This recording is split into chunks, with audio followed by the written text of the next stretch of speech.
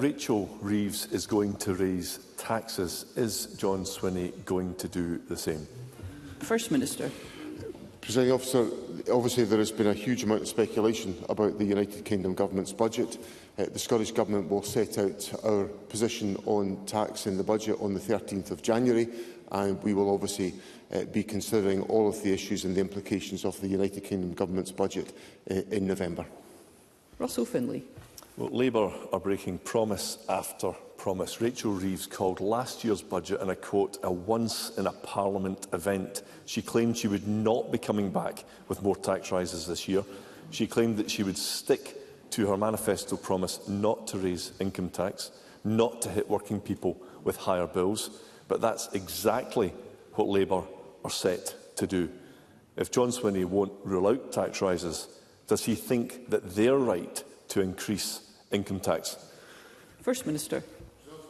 Decisions have to be taken very carefully on tax issues, and the Chancellor will be accountable for the decisions that she makes, and the Scottish Government will take our decisions accordingly and respond. I would observe that the decision taken in the budget last year, to which Mr Findlay has referred, to increase employers' national insurance contributions has had a profoundly damaging effect on the economy in a whole variety of different areas, whether that's about increasing the cost of employment, which for a government that is apparently focused on a growth agenda, it's an absurd policy decision to have taken, because the decision to increase employers' national insurance contributions is stifling growth in our country today.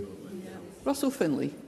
Entirely with the First Minister about the employees' national insurance contributions, but he doesn't seem to know if he supports Labour's tax rises or not. So I'd like to remind him what he said after last year's UK budget, and I quote, "The UK Government should have increased income tax, and it will be a hammer blow to Scottish workers. We've got two left-wing parties that only want to tax, tax, tax. Labour are doing the same as the SNP have done for the past decade. Most workers in Scotland pay more than those in the rest of the UK who do the same job and earn the same amount. The SNP have increased taxes, driven away aspirational workers, damaged business confidence and held back Scotland's economy. People deserve a break.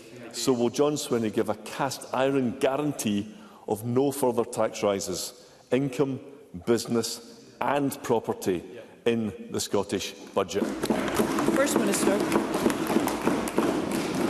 Well, Mr Findlay won't be surprised to hear me say that these questions will be answered in the budget when the Scottish Government sets out to Parliament the commitments that we are going to make. And of course, we have asked some people in Scotland to pay more in taxation, but what I would say is that the Independent Scottish Fiscal Commission has confirmed that the majority of taxpayers in Scotland are set to pay less than they would elsewhere in the United Kingdom this year. So that's the judgment of the Independent Scottish Fiscal Commission. Now, of course, the public finances that we put in place as a consequence of our decisions pay for different provisions here in Scotland. They mean that there are no tuition fees paid in our universities by university students. They mean that there is free bus travel for under-22s. They mean that there are no prescription charges levied in Scotland. They mean that the Scottish Child Payment is helping to keep children out of poverty, with a falling level of child poverty in Scotland. So yes, there are tax issues to be confronted, but there are also public expenditure decisions that are improving the lives of people in Scotland today. Russell Findlay. Well, John Swinney is spinning like a washing machine. Last month, he accused me of misleading Parliament about what I said, and in doing so, he misled Parliament. And he's at it again today. I'll say it once more. More Scottish workers pay more income tax than those in the rest of the UK. And John Swinney's answers today won't assure any Scottish worker, homeowner or business owner He won't rule out increasing the tax on buying a home.